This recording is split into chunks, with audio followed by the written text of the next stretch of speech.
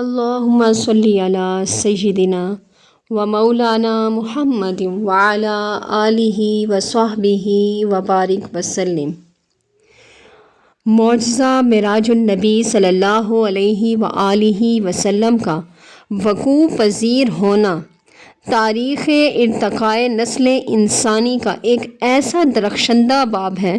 جس کا ایک ایک حرف عظمت و رفعت کی ہزار ہا داستانوں کا امین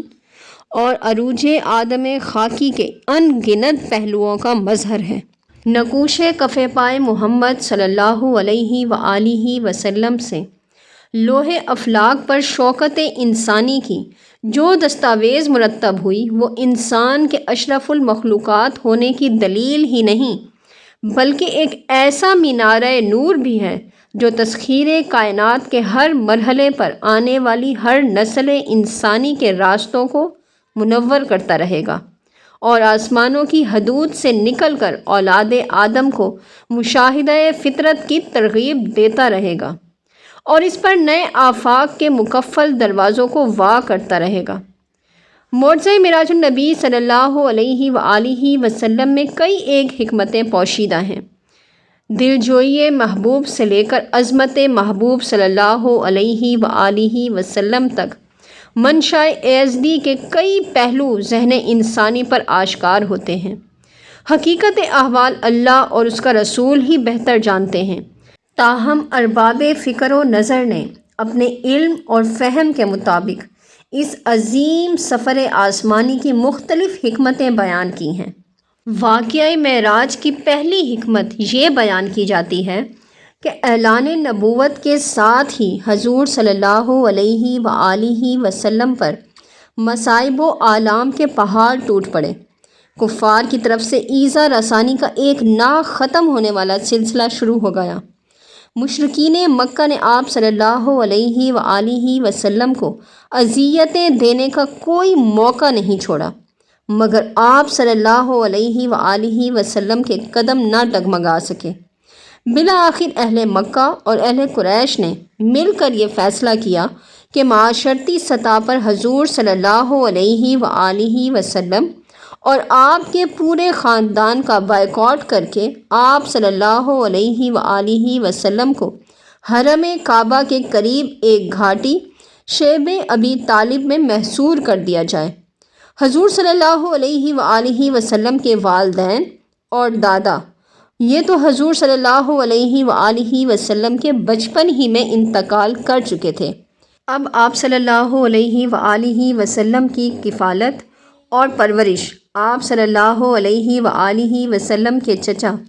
حضرت ابو طالب کے سپرد تھی، جو تمام تر مخالفتوں کے باوجود آپ صلی اللہ علیہ وآلہ وسلم کا ساتھ دیتے چلے آ رہے تھے، لہٰذا وہ بھی اس بائیکاٹ کا شکار ہوئے، جبکہ آپ کی زوجہ مطہرہ حضرت خدیجۃ الکبریٰ بھی آپ صلی اللہ علیہ وآلہ وسلم کے ساتھ تھیں۔ اس طرح نبوت کے 7ویں سال سے 10ویں سال تک کبھی بھوکے رہ کر اور کبھی سوکھے پتے کھا کر گزارا کیا۔ آخر کار کفار نامراد ہوئے اور یہ بائیکاٹ ختم ہو گیا۔ اسی سال حضرت ابو طالب اور ام المومنین حضرت خدیجۃ الکبریٰ رضی اللہ تعالی عنہا کا وصال ہو گیا۔ اس سے تمام ظاہری سہارے اور رشتے ٹوٹ گئے اور آقا علیہ الصلاۃ والسلام کے قلب انور پر دکھ کی سی کیفیت طاری ہو گئی۔ اب نہ تو والدہ ماجدہ تھیں کہ دکھ کے وقت سینے سے لگا کر دلاسا دیتی، نہ والد تھے کہ دست شفقت سر پر رکھتے، نہ وفا شیار بیوی تھی کہ اپنے حسن سلوک اور محبت سے غم دور کرتی، اور نہ ہی کوئی اور بزرگ تھا کہ جس کی شفقت اور محبت کی فراوانی سے کفار و مشرکین کی ان تمام تر حرکتوں کی تلافی ہو جاتی۔ فضا مخالفت اور سازشوں کی گرد سے اٹی ہوئی تھی۔ بظاہر اپنائیت کا حصار دلکشا ٹوٹ رہا تھا، حروف وفا کی خوشبو سے فضا آری تھی، قدم قدم پر شقاوت قلبی کا پہرا تھا، لہٰذا ایسے حالات میں اللہ رب العزت نے چاہا کہ سارے غم، رنج و بلا، دکھ درد اور پریشانیاں دور کر دی جائیں، اور یہ اسی طرح ممکن تھا کہ محبوب کو کعبہ قوسین پر بلا لیا جائے کہ جب محبوب کا مسکراتا ہوا چہرہ سامنے ہو اور ملاقات میں خلوت میسر ہو تو محبت کرنے والوں کے دلوں میں کوئی دکھ اور ملال باقی نہیں رہتا، بلکہ ایک ایسی کیفیت طاری ہو جاتی ہے کہ وہ مزید دکھوں کی خواہش کرتا ہے اور زبان حال سے پکار پکار کر کہتا ہے کہ اے غموں تم امٹ امٹ کر آؤ تاکہ محبوب کے دیدار کا راستہ صاف ہو۔ گویا اللہ رب العزت بیان کرنا چاہتا ہے کہ محبوب صلی اللہ علیہ وآلہ وسلم اگر دنیا میں غم اور دکھ آئیں، مخالفت کا سامنا ہو تو گھبرا نہ جایا کرو کہ ہماری پیار بھری آنکھیں تجھی پر لگی رہتی ہیں۔ اللہ تعالیٰ نے قرآن پاک میں ارشاد فرمایا وَاصْبِرْ لِحُکْمِ رَبِّکَ فَإِنَّکَ بِأَعْیُنِنَا، اپنے رب کے حکم کی خاطر صبر کر، بے شک تو ہماری آنکھوں میں ہے۔ واقعہ معراج کی دوسری حکمت یہ بیان کی جاتی ہے کہ اعلان حق کے بعد مخالفت کی جو آندھیاں اٹھیں، سازشوں کا جو جال بچھایا گیا، روشنی کی راہ میں جو دیواریں اٹھائی گئیں، کفر و الحاد کے نمائندگان نے پیغام توحید کو جس طرح جھٹلا کر نظام باطل کے تحفظ کا عہد نامہ تحریر کیا، وہ راہ حق کے مسافروں کے لیے باعث ملال ضرور ہوا، لیکن پرچم توحید لہرانے والوں کے قدم مشاہدہ ایمان و ایقان پر آگے ہی بڑھتے گئے۔ ہر طرف پیغمبرانہ بصیرت کے چراغ روشن تھے، عزم و استقلال کے الفاظ کو نیا مفہوم عطا ہو رہا تھا، ایثار و قربانی کی نئی داستان لکھی جا رہی تھی، بارگاہ خداوندی میں سجدہ ریزی کمال بندگی کی مظہر بھی، لب اقدس پر خدائے وحدہ لا شریک کی حمد و ثنا کے پھول کھل رہے تھے۔ ساری رات انوار بندگی کے جھرمٹ میں گزر جاتی۔ پروردگار عالم نے اپنے محبوب صلی اللہ علیہ وآلہ وسلم کی یہ مشقت دیکھ کر ہدایت آسمانی کی آخری دستاویز میں فرمایا یا ایھا المزمل قم اللیل الا قلیلا نصفہ او انقص منہ قلیلا او زد علیہ ورتل القرآن ترتیلا۔ آپ رات کو قیام فرمایا کریں مگر تھوڑی رات، آدھی رات یا اس سے بھی کچھ کم کر لیں یا اس سے بھی کچھ زیادہ، اور قرآن کو ٹھہر ٹھہر کر پڑھا کریں۔ اب حضور صلی اللہ علیہ وآلہ وسلم نے راتوں کا جاگنا تو کم کر دیا، لیکن امت کی فکر کچھ اس طرح دامن گیر ہوئی کہ سوتے میں بھی امت کا غم لیے رہتے۔ اس پر اللہ تعالیٰ نے جبرائیل امین کو آپ صلی اللہ علیہ وآلہ وسلم کی خدمت اقدس میں بھیجا کہ میرا مقصد تو محبوب صلی اللہ علیہ وآلہ وسلم کی طبیعت کا بوجھ ہلکا کرنا تھا، مگر ایسا ابھی تک نہیں ہوا، لہٰذا تو میرے محبوب کو اس کی امت کی بخشش کا مژدہ جاں فضا سنا دے۔ انا فتحنا لک فتحا مبینا، بے شک ہم نے تمہیں کھلی فتح دے دی تاکہ اللہ تمہارے سبب گناہ بخشے، تمہارے اگلوں کے اور تمہارے پچھلوں کے۔ حضور ختمی مرتبت اولاد آدم کے ہی نہیں، تمام مخلوقات کے نجات دہندہ بن کر آئے، تمام جہانوں کے لیے آپ کو رحمت بنا کر بھیجا گیا۔ رسول محتشم صلی اللہ علیہ وآلہ وسلم امت کے غم میں رات رات بھر جاگتے۔ جب خدائے رحیم و کریم کی طرف سے امت کی بخشش کی بشارت مل گئی تو اس خیال سے کہ امت اپنے گناہوں کی بخشش پر کما حق اپنے رب کا شکر ادا نہ کر پائے گی، راتیں سجدوں کی تابانی سے پھر منور رہنے لگی، تو صحابہ کرام نے عرض کیا کہ یا رسول اللہ، اب تو امت کی بخشش کا سامان بھی ہو گیا، اب تو آپ راتوں کو نہ جاگا کریں۔ تو ارشاد گرامی ہوا افلا اکون عبدا شکورا، کیا میں اپنے اللہ کا شکر گزار بندہ نہ بنوں؟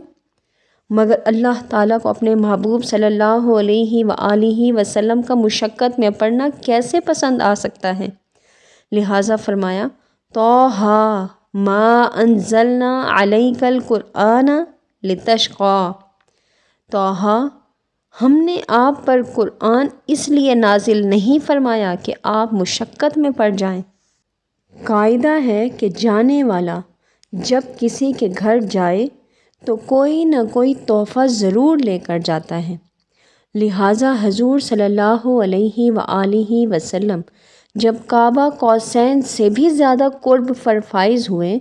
تو اللہ تعالیٰ کی بارگاہ میں 3 تحفے پیش کیے۔ عرض کیا، التحیات للہ والصلوات والطیبات، میری تمام قولی، مالی اور بدنی عبادتیں اللہ کی بارگاہ میں حاضر ہیں، صرف اللہ کے لیے ہیں۔ تو جواب میں حسب قاعدہ اللہ تعالیٰ نے بھی 3 تحفے پیش کیے۔ فرمایا، السلام علیکہ ایہا النبی ورحمۃ اللہ وبرکاتہ۔ محبوب صلی اللہ علیہ وآلہ وسلم، تیرے لیے سلامتی، اللہ کی رحمت اور اس کی برکتیں بطور تحفہ ہیں۔ تو حضور صلی اللہ علیہ وآلہ وسلم نے انہیں قبول فرمایا، مگر ساتھ ہی اپنی اس سلامتی میں اپنی امت کے گناہ گار لوگوں کو اور نیکوکاروں کو بھی شامل کیا۔ عرض کیا، السلام علینا وعلی عباد اللہ الصالحین، سلامتی ہو ہم پر، یعنی میرے ساتھ میری امت کے گناہ گاروں پر بھی اور اللہ کے نیک بندوں پر۔ جب اتنی گفتگو ہو چکی تو ملائکہ بھی پکار اٹھے، اشہد ان لا الہ الا اللہ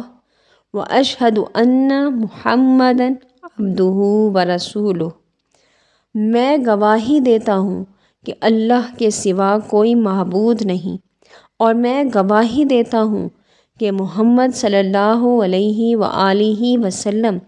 اللہ کے بندے اور رسول ہیں۔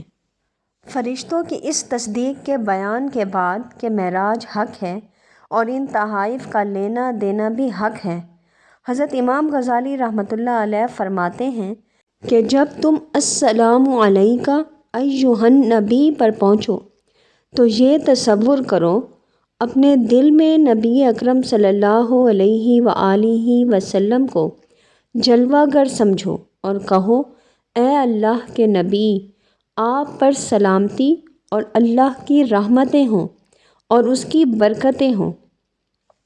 جب اللہ تعالیٰ نے یہ دیکھا کہ حضور نبی کریم صلی اللہ علیہ وآلہ وسلم امت کی فکر اور غم میں راتوں کو بھی نہیں سوتے، تو امت کے متعلق خوشخبری سنانے کے لیے اپنے پیارے محبوب کو اپنے پاس معراج کی صورت میں بلایا اور امت کے لیے عام معافی کی خوشخبری بھی سنائی، اور شب معراج حضور صلی اللہ علیہ وآلہ وسلم کو اپنا دیدار بھی کروایا۔ سبحان اللہ، وما علینا الا البلاغ المبین۔